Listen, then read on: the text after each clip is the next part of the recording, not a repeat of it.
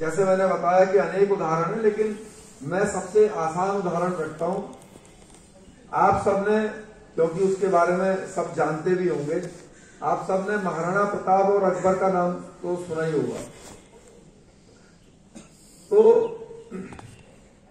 जब अकबर और महाराणा प्रताप के संबंध आपस में खराब हो गए और लड़ाई का समय आ गया, तो अकबर ने अपने सेनापति, जिनका नाम मानसिंह था, उनको बुलाया और कहा कि भाई ऐसा है, आप जाइए हल्दी घाटी में अपने सैनिकों को लेकर और युद्ध शुरू कीजिए। तो मान सिंह जी जो जाति से राजपूती थे, तो उन्होंने अपने साथ अपने जो राजपूत सैनिक थे 50,000 के आसपास, उनको साथ में लिया और हल्दी घाटी चले गए। जब ये बात सामने से महाराणा प्रताप जी को पता चली, तो उन्होंने भी अपने सेनापति को बुलाया, जिसका नाम हकीम खान था, जो कि पठान था और मुसलमान था। तो उनको बुलाया और कहा कि भाई आप जो है अपने सैनिकों को लेकर हल्दी घाटी में युद्ध के लिए जाएंगे। तो वो भी अपना 20-25 हजार की जो उनकी सेना थी पठानों की लेकर हल्दी घाटी में पहुंच गए। तो मैं ये जानना चाहता हूं आपसे कि एक तरफ 50,000 राजपूत सैनिक तलवार लेकर खड़े हैं और जय श्री राम के नारे लगा रहे हैं, और दूसरी तरफ 20-25 हजार मुसलमान सैनिक खड़े हैं जो कि अल्लाह अकबर के नारे लगा रहे हैं, और बस अब युद्ध शुरू ही होने वाला है। एक तरफ 25,000 खड़े हैं, एक तरफ 50,000 राजपूत। तो मैं ये जानना चाहता हूं कि अगर आप तब जीवित होते, या आज जिस मंदिर में हमने जाके अभी आशीर्वाद दिया भोले बाबा का, तो हम उस मंदिर में बैठकर किसके लिए प्रार्थना करते या किसके लिए प्रार्थना करेंगे कि ये युद्ध कौन जीतना चाहिए, 50,000 राजपूत या 20-25 हजार जो मुस्लिम है, वो कौन जीतना चाहिए युद्ध? देखिए ये चर्चा है, चर्चा में उत्तर देना पड़ेगा, भाषणबाजी नहीं है कि मैं ही बोलता रहूंगा। तो ये चर्चा है। तो एक तरफ 50,000 राजपूत हैं, दूसरी तरफ 25,000 मुसलमान हैं, तो युद्ध कौन जीतना चाहिए? राजपूत। मैंने उसमें तो ये था कि वो 25,000 मातृभूमि के लिए लड़ने आए थे मुसलमान, और 50,000 राजपूत मातृभूमि को गिरवी रखने के लिए आए थे अकबर के कहने से। देखिए इसमें सभी के जैसे अपने अपने जैसे हमारी बहन ने कहा राजपूत जीतने चाहिए, आपने कुछ और बात कही, बाबूजी ने भी अपने विचार रखे। तो इसका आप खुद ही आप तय कीजिएगा कि हमारी बहन की बात माने तो पहले हमने 50,000 राजपूतों को जीता हुआ माना।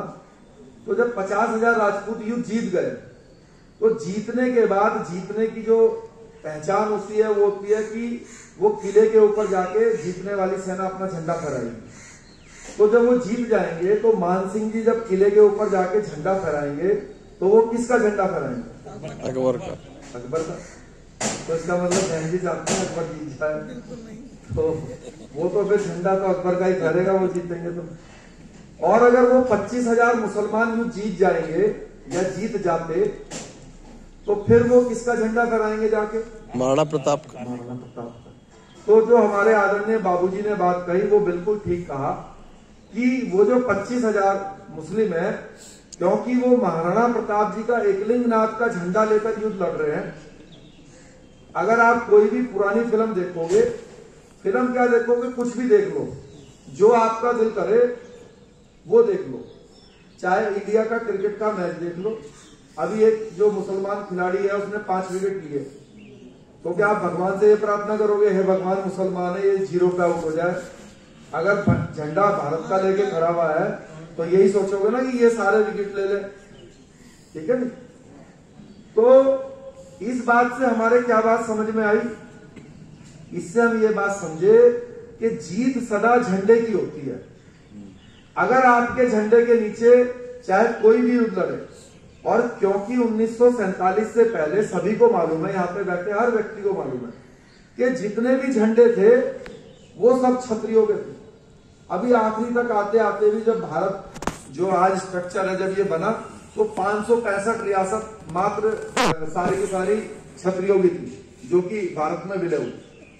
तो सारे झंडे क्योंकि आपके होते थे, तो चाहे कोई भी लड़े कोई भी मरे उस झंडे के नीचे, तो जीत सदा किसकी होती थी? झंडे की, और झंडे आपके थे। अब आप दुर्भाग्य देख लीजिए कि 1947 के बाद आपने अपना कोई झंडा नहीं बनाया, और यही कारण है कि कोई न्यायप्रिय झंडा ना होने के कारण देश में इतनी असमानता, और जो इस तरह से उल्टे सीधे ये जो काम होते हैं या उल्टे सीधे कानून बनते हैं, उसका ये एक रास्ता खुला हुआ है और लगातार हो रहा है सर। तो आज का अगर हम अब की चर्चा करते हैं, जिससे कि अब के समय में झंडे का क्या महत्व है उसको भी हम समझ सकें और महसूस कर सकें। तो मैं सबसे पहले तो ये जानना चाहता हूं कि आज हमारा ये जो देश है भारत, हिंदुस्तान, इसमें आज किस झंडे की, क्योंकि अब झंडों का नाम पहले भी था, जैसे पहले झंडों का नाम था कोई ये मुगलिया झंडा है, ये एकलिंगनाथ का झंडा है, तो अभी झंडे क्या हो गए? अभी झंडों के नाम हो गए राजनीतिक झंडे, राजनीतिक दल। भाई ये समाजवादी है, ये बहुजन समाज है, ये वही झंडे ही तो है वो। तो मैं ये जानना चाहता हूं कि आज हमारे देश में किस राजनीतिक झंडे की या किस राजनीतिक दल की आज हमारे देश में सरकार है? किसकी सरकार है? भाजपा की। तो अब सरकार भाजपा की है, तो फिर इसमें रामविलास पासवान जी मंत्री क्यों थे और रामदास अठावले जी मंत्री क्यों हैं? क्योंकि हम सबको यह भी पता है कि जिसकी सरकार होती है उसी पार्टी के लोगों को मंत्री बनाया जाता है। तो ये तो भाजपा के नेता नहीं है, पासवान साहब जो है वो लोजपा के नेता थे, और रामदास अठावले जी जो है अपना रिपब्लिकन पार्टी के नेता है। तो फिर ऐसा क्यों है? ऐसा इसलिए है क्योंकि सरकार जो है वो भाजपा की नहीं है, सरकार है गठबंधन की, और उस गठबंधन का नाम है एनडीए। चाहे तो अखबार उठा के देखिएगा, चाहे तो मोबाइल पर देखिएगा कि भारत में किसकी सरकार है, तो यही लिख के आएगा कि एनडीए की सरकार है। तो अब जो एनडीए की सरकार है, जो हमारे दुख और सुख का फैसला करती है, जो हमारे खिलाफ या हमारे पक्ष में कानून बनाती है पूरे देश में, इस एनडीए की सरकार का मतलब क्या है?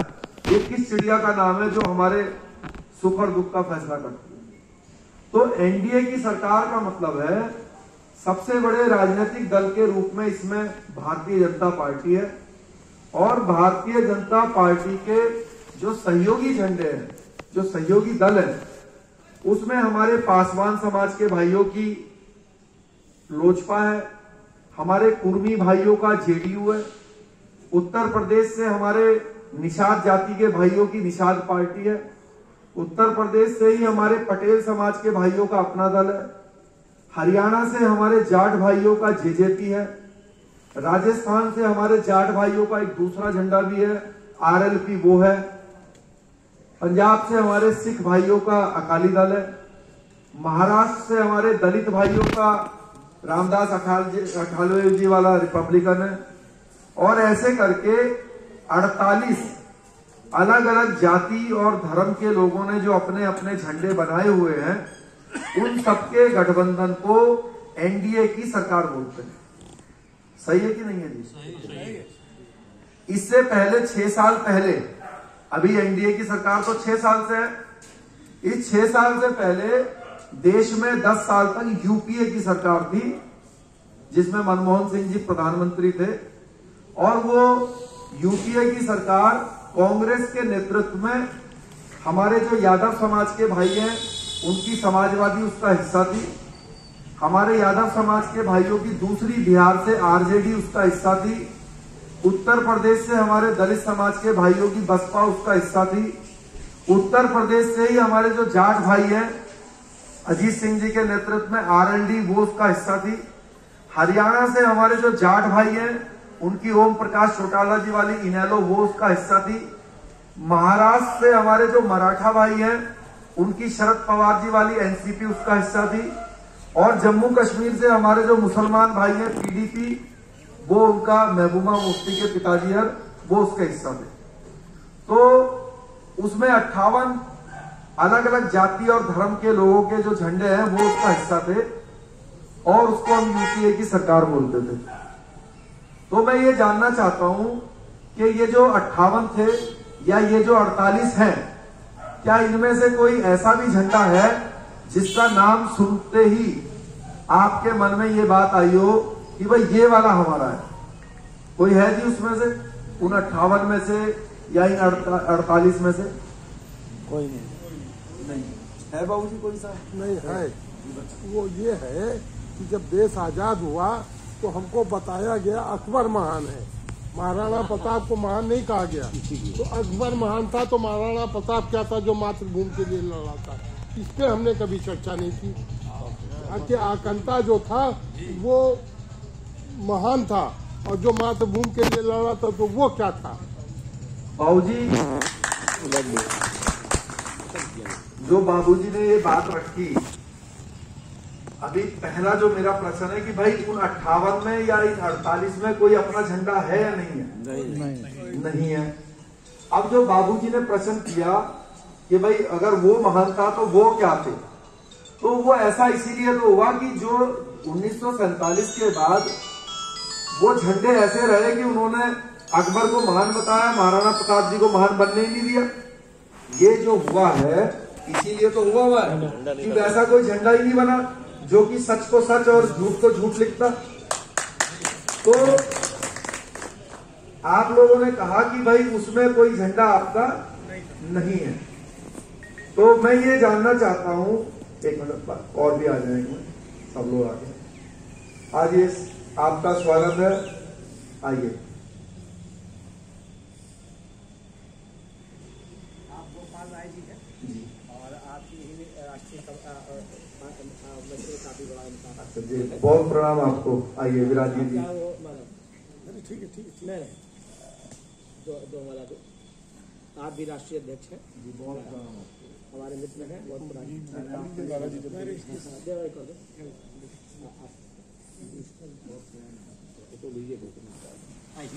आइए इधर आइए। हमारा नाम गोपाल राय, राष्ट्रीय अध्यक्ष राष्ट्रीय क्रांतिकारी समाजवादी पार्टी।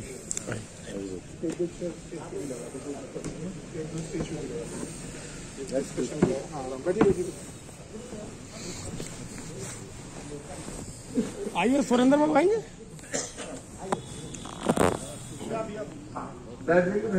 कोई तो आपने कहा कि भाई इसमें कोई झंडा जो है हमारा नहीं है, लेकिन उसके बाद भी हमारे जो समाज के लोग हैं किसी ना किसी झंडे को अपना समर्थन देकर उसको राज सत्ता पर बैठाते हैं, और मुख्य रूप से हमारे जो समाज के लोग हैं वो भारतीय जनता पार्टी को वोट देते हैं, उसका समर्थन किया, और मोदी जी को प्रधानमंत्री बनाने में भी हमारे समाज के लोगों का बहुत बड़ा योगदान। इसमें कुछ गलत भी नहीं है। हमारी जो बहन है, हमारे जो बुजुर्ग हैं ऐसा करते हैं, तो अब मैं यहाँ मंच से बोलूं कि जी आप तो गलत करते हो, तो ये तो असभ्य बात होगी। भाई कुछ सोच के ही हमारे बुजुर्ग, हमारी बहनें, हमारे युवा ऐसा करते होंगे, और आप लोगों के मन में ये विचार भी होगा भाई मोदी जी एक अच्छे आदमी है, भारतीय जनता पार्टी भी अच्छी है, तो क्योंकि मेरे बुजुर्ग ऐसा सोचते हैं तो मैं भी ऐसा सोचने के लिए मन बनाता हूं और सोचता भी हूं।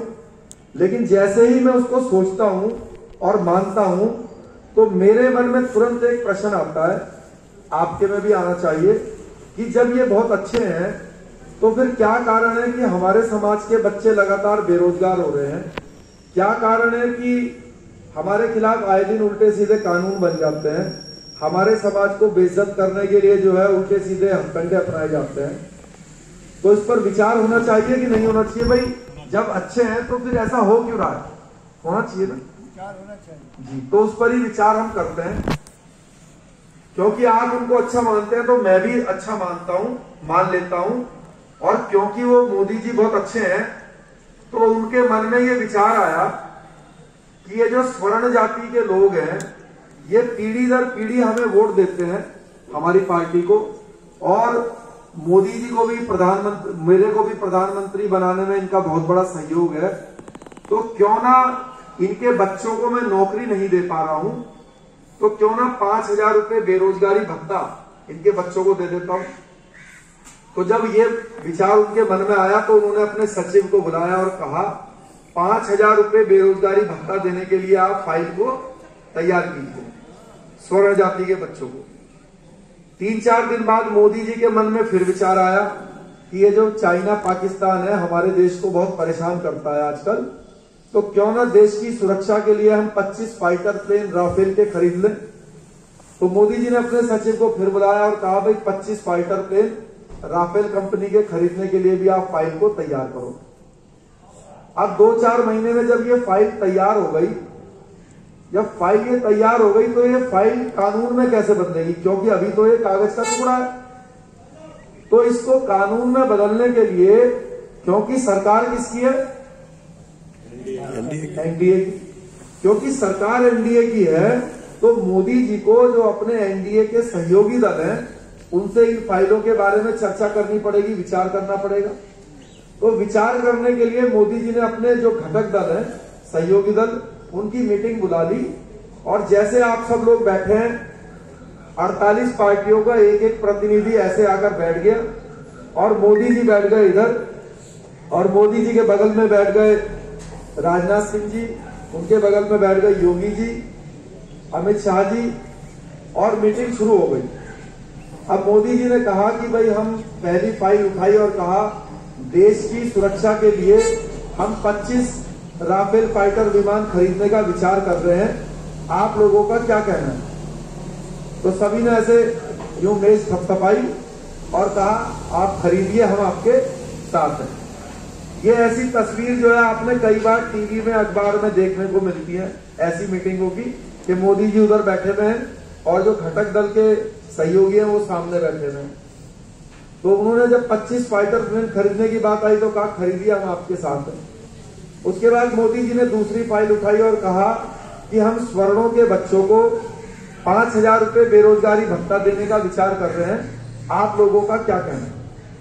तो सबसे पहले उधर बैठे हुए पासवान साहब ने हाथ उठाया और कहा मोदी जी ये फाइल तो हम पास नहीं होने देंगे। उसके बाद जेडीयू के प्रतिनिधि ने कहा कि भाई ये फाइल तो हम नहीं पास होने देंगे। उसके बाद निषाद पार्टी का प्रतिनिधि बोला मोदी जी ऐसा तो नहीं होगा। उसके बाद अपना दल वाला बोला, उसके बाद जेजेपी वाला, फिर आरएलपी वाला, फिर अकाली दल, फिर रामदास अठावले जी बोले कि मोदी जी, फिर 48 की 48 पार्टियों के प्रतिनिधियों ने कहा कि मोदी जी अगर आपने इन राजपूत ब्राह्मण स्वर्णों के बच्चों को 5,000 रुपए दिए तो हम सरकार से समर्थन वापस ले लेंगे, सरकार को गिर देंगे। तो मैं ये जानना चाहता हूं कि मोदी जी अपनी सरकार को बचाएंगे या 5,000 रुपए बेरोजगारी भत्ता देंगे आपके बच्चों को। सरकार बचाएंगे। तो जब सरकार बचाएंगे तो आपके जो बच्चों का अधिकार है, जो फाइल बनी थी वो कहां जाएगी, वो जाएगी डस्टबिन में, कूड़े के ढेर।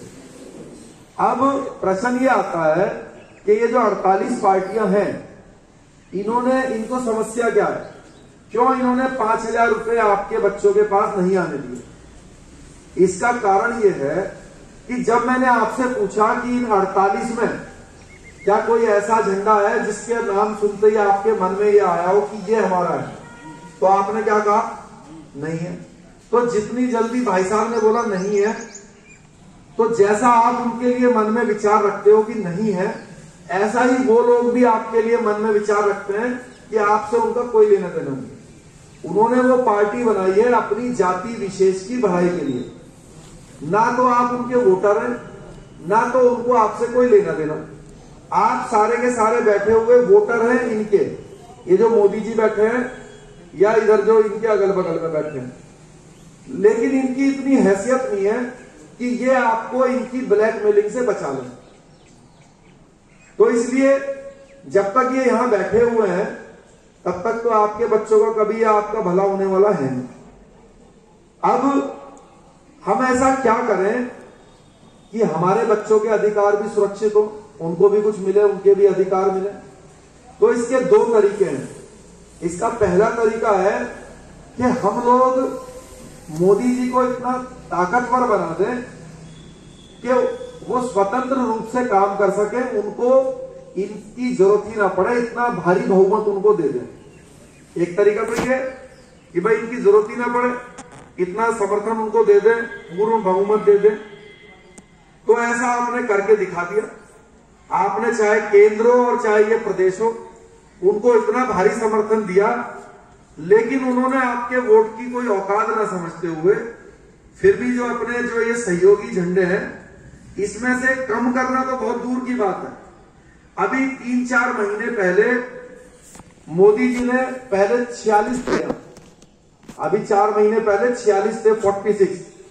तो मोदी जी ने इसमें 47वां जोड़ा जो मांझी साहब की हम पार्टी है, और 48वां दामाद बनाया वीआईपी पार्टी को। तो पहले तो वहां 46 थे जो सांप की तरह आपके बच्चे को अधिकारों को छीन रहे थे, अब उसमें 48 हो गए, और 22 में हो सकता है कि रावण 49वां हो जाए और ओवैसी जो है 50वां हो जाए।